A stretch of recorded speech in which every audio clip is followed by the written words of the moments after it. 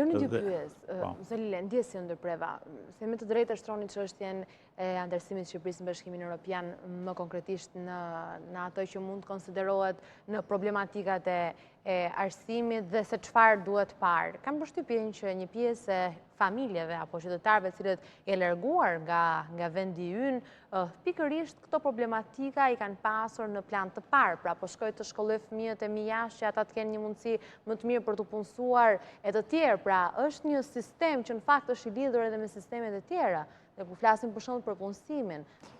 A mund dalim në konkretisht? Ne kemi deklaruar publikisht, sepse sipas dhënave tona kemi fshatrat të boshatisura të Shqipërisë dhe një ndër kriteret kryesore, ose ndoshta kriteri kryesor është mos ekzistenca e shkollave ose niveli i ulët arsimor i arsimit në ato zona për shkak të mungesës së mësuesve. Do të thotë, për shqiptarët arsimi është i shejtë dhe çdo prindër kërkon që t'i japi një arsimim sa më cilësor fëmijës dhe shumë shqiptarë kanë emigruar drejt vendeve të Bashkimit Evropian për shkak të mungesës së cilësisë së shkollës.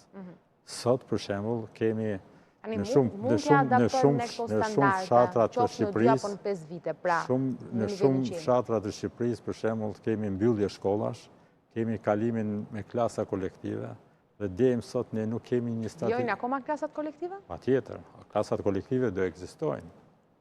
Por ne nuk kemi një strategji të qartë që të përgatitim mësues që në universitet për klasat kolektive.